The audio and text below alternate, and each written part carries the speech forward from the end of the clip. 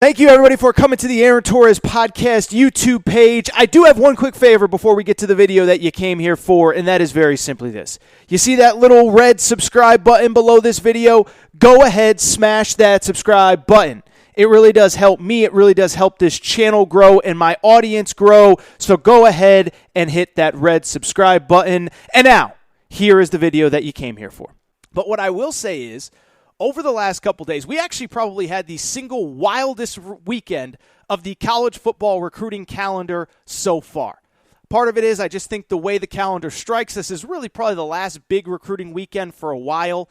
High school football practices are starting. College football camps are opening. So it's not as though you could just host a bunch of 5-stars on a random Friday or Saturday in a week or in a month when the season starts.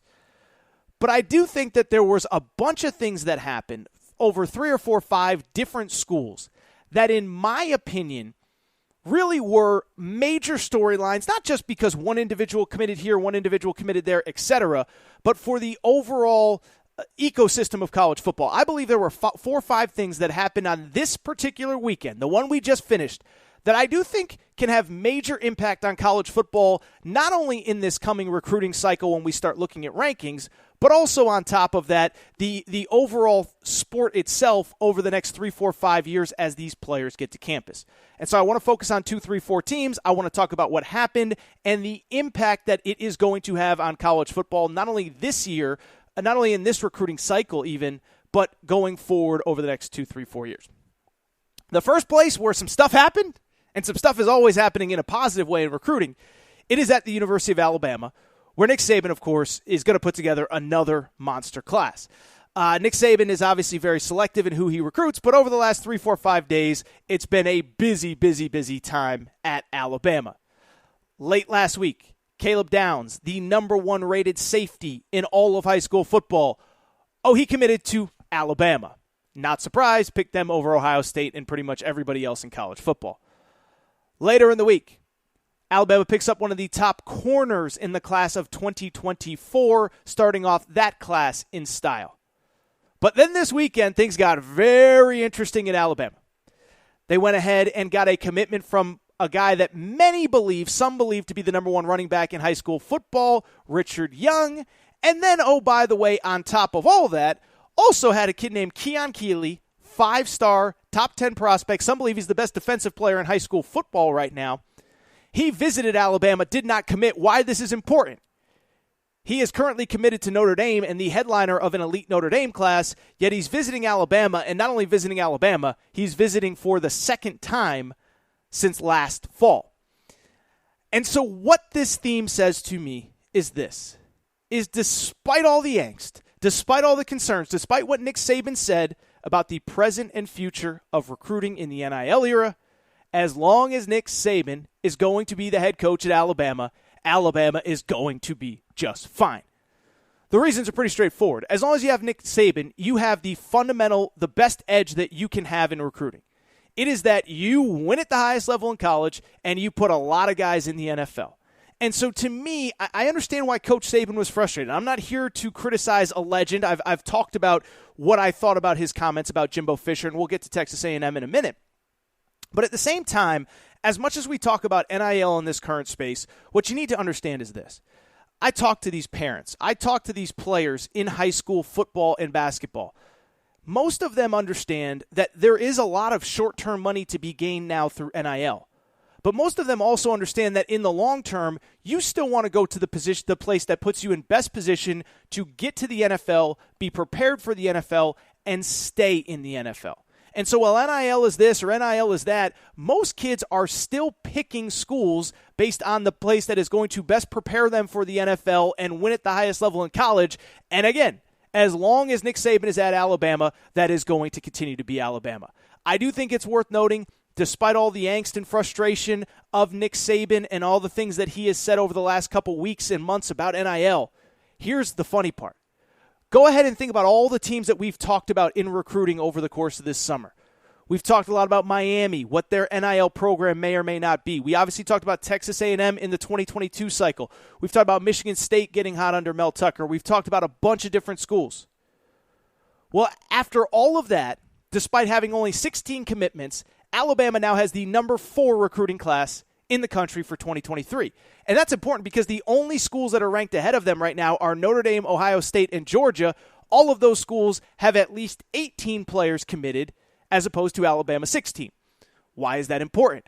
It is because, again, whatever you think about Nick Saban's comments, whatever Nick Saban is worried about, Alabama still has by far the best recruiting class. If you go average player, and this is an important thing, if you follow college football recruiting, average player ranking is what you should be focusing on. It's not about the totality of commitments.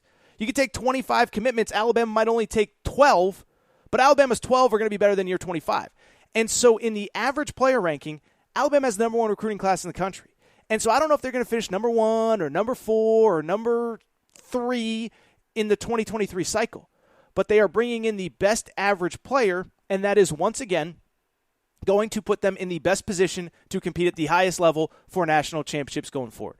So I understand Nick Saban's frustration. It's not to belittle how he feels. But what this weekend and what this month has told me, as long as Alabama's head coach is Nick Saban, they're going to be just fine. Beyond Alabama, I do want to talk about another school that's been quite a bit in the headlines over the last couple of months. I just mentioned them, Texas A&M. It was a very interesting weekend at Texas A&M. Here is what happened at Texas A&M. Coming in, Texas A&M only had 6 commitments for the class of 2023 in college football recruiting. That not only put them behind the Alabamas and Georgias and whoever's, it also put them behind TCU and Duke and West Virginia and Purdue and Minnesota and Stanford. And of course, when everybody said that they only have 6 commitments, people started to make comments about Texas A&M. And you know where I stand on Texas A&M? I've talked about it a lot. Until you tell me something definitive, until you prove to me that they are using NIL as a recruiting enticement, until you prove to me that there is more than just message board rumors started by a guy called Sliced Bread, I'm staying out of the NIL conversation. But it was funny because over the last couple weeks, all you heard was Texas A&M not recruiting well in 2023 must mean that the NIL money is dried out. Must mean that the NIL promises that they made to recruits are not being met in the class of 2022. Well, what happened at Texas A&M on Saturday? They got 2 commitments from 2 top 100 players in high school football. Anthony Hill, number 1 linebacker in America, he's an Aggie. Dalton Brooks, 4-star athlete that is expected to play running back, commits to Texas A&M. And so what it says to me about Texas A&M, the theme that I want to deliver is don't believe the hype, don't believe the message board rumors, don't believe the made-up crap. Use context, understand why Texas A&M is not recruiting at the same level in 2023 as they are in 2022. Because if you just read the message boards, it's rumors about NIL.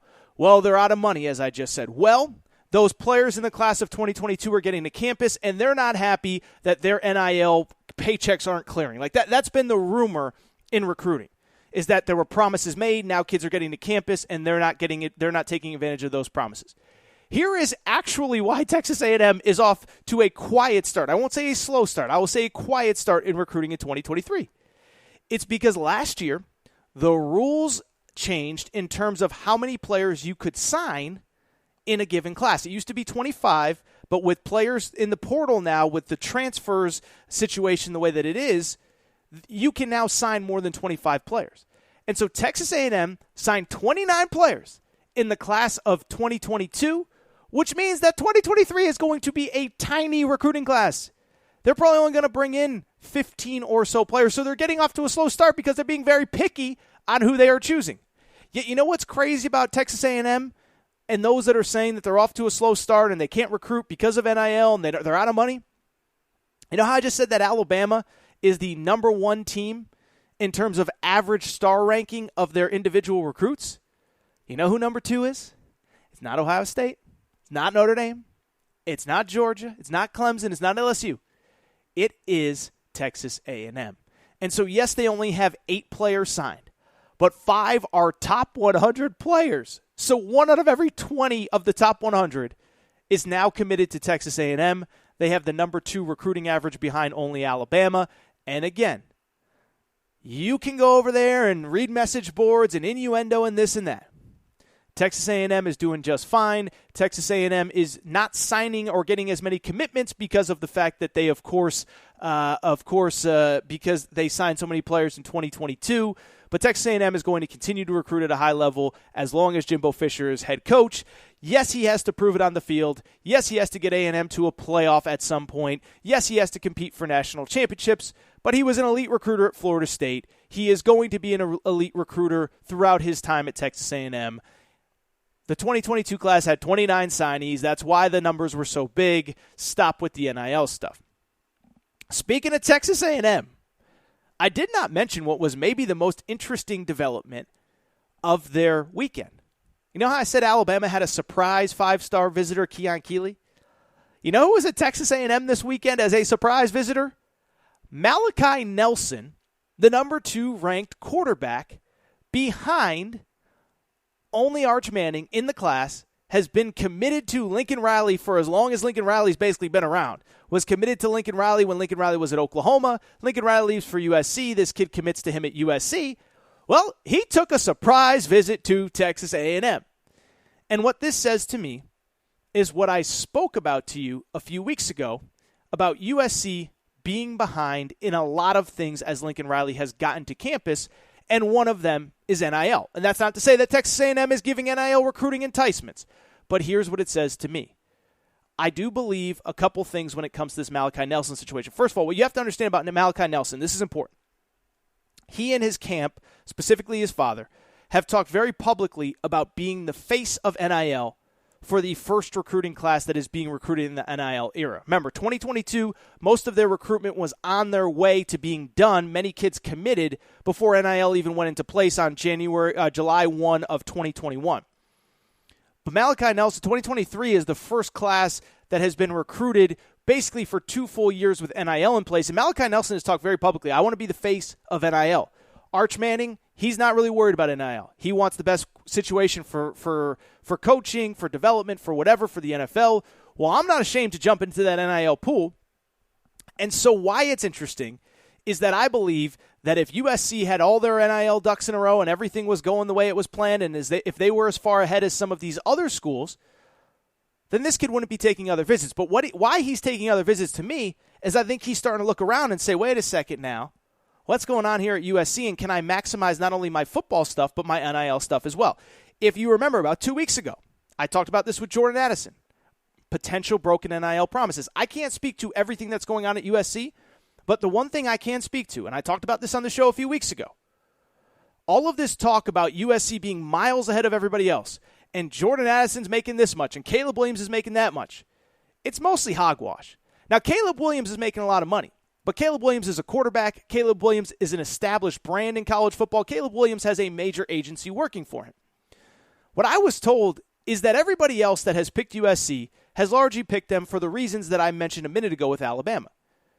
If you're an offensive player and you want to play for Lincoln Riley, you're going to be put in a position to succeed and go to the NFL.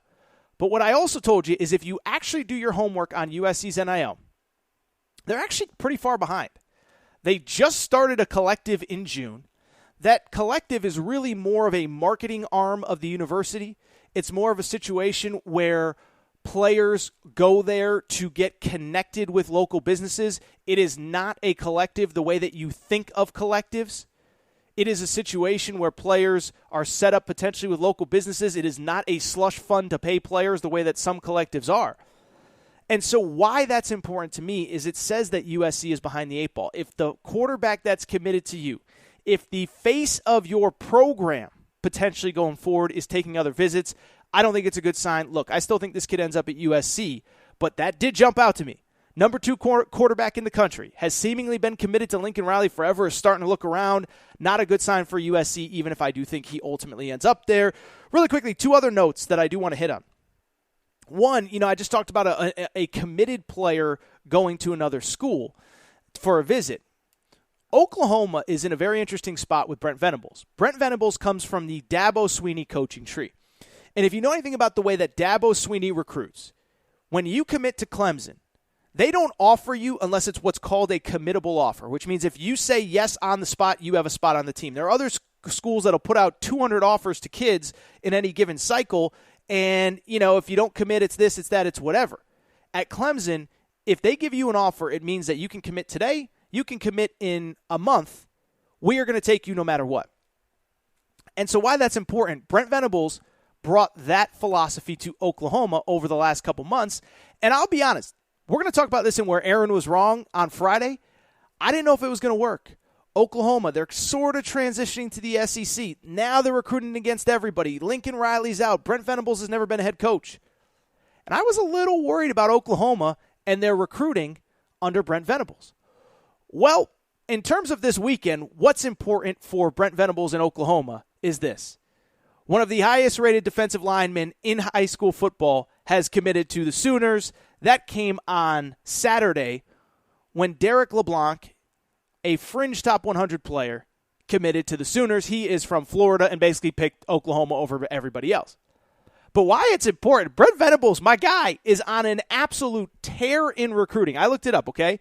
So Oklahoma, the Oklahoma Sooners, since the month of July started, have picked up 9 players, 10 players since June 30th, and they are now up to the number 7 ranked recruiting class in the country.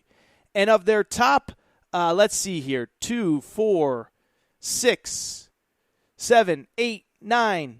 Of their top 9 players, that was terrible to do on live air, but forgive me. Of the top 9 players that are committed, 8 of them have committed in the last month.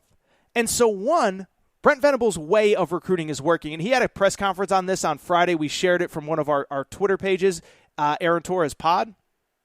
Brent Venables talked about the fact that, when you start dating a girl, and you say, I'm committing to you, I'm marrying to you, that doesn't mean you go then start dating other people, and it's the same in recruiting. When you commit to us at Oklahoma, that offer is good. It's not going anywhere, but you don't visit anywhere else. I wasn't sure if that was going to work at Oklahoma. Well, they're up to number 7 nationally. They're getting elite defensive talent, which is what I think you need to compete at the highest levels of the SEC, which is where Oklahoma's going. They are up to the number 7 ranked recruiting class in the country, and I'm fired up. I'll tell you this. Talk about the most interesting people in college football in year 1. I do think Brent Venables is near the top. Finally, let's wrap this segment as it always does, going a little bit long. Shout out to my buddy Billy Napier. So Billy Napier, about a month ago, lost a 5-star quarterback commit, 4-star quarterback, whatever it was, to the University of Miami. Again, this was in late June. The kid was named Jaden Rashada, and he was believed to be a Florida lean. He goes to Miami, and everyone was jumping off the ledge with Billy Napier. And what did I say on this show? I said, Florida fans, relax. Florida fans, he'll be okay. Billy Napier will figure it out. He's a really good recruiter. He's really smart. He's worked for Nick Saban. He's worked for Dabo Swinney, the new Florida head coach. You're going to be fine. Well, what happened this weekend? Florida got a commitment from their highest ranked player in this class. That would be on Friday the commitment of wide receiver Aiden Mazzell, who, by the way, shout out to him, had live alligators at his commitment ceremony. I'm not kidding. You can find the video on Twitter. But Aiden Mazzell commits to them, and it's the kind of a cap of a busy month in recruiting, as the top 6 players that committed to Florida in their 2023 recruiting class all committed in the month of July. And so Florida's still got a ways to go. I'm not going to sugarcoat it and pretend that they're this unstoppable recruiting juggernaut. But despite the slow start, they now have 16 commits. They now have a pretty good average player rating of over 91. It's better than a lot of schools ranked ahead of them. And they are now the number 12 ranked class in the country. Now, to win a national championship, can't have the 12th ranked class. Got to be top 5, got to be top 3, got to be number 1. But for everybody that was freaking out about Billy Napier, starting to figure it out, starting to get better, and I'm curious to see what happens with him going forward. That right there, my friends, was an official long-form review of everything that has happened in recruiting. And yeah, it was an interesting weekend. I'll tell you that much. Really, really interesting weekend. And again, I don't talk a ton of college football recruiting on this show, but I think when you look at the themes, Alabama, Texas A&M, USC, I thought it was a very important weekend. So what I want to do, I want to take a quick break, and when I come back, what I'm going to do is go ahead and switch to basketball recruiting, okay? So the New York Times put out a very interesting article on the recruitment of LeBron James' son, Bronny James, LeBron James Jr., how it's complicated, how it's different, how it's whatever. LeBron James, a class of 2023 recruit, LeBron James Jr., that is. And what I want to do is switch to a little basketball recruiting. We'll get to Bronny James, what we learned about his recruitment.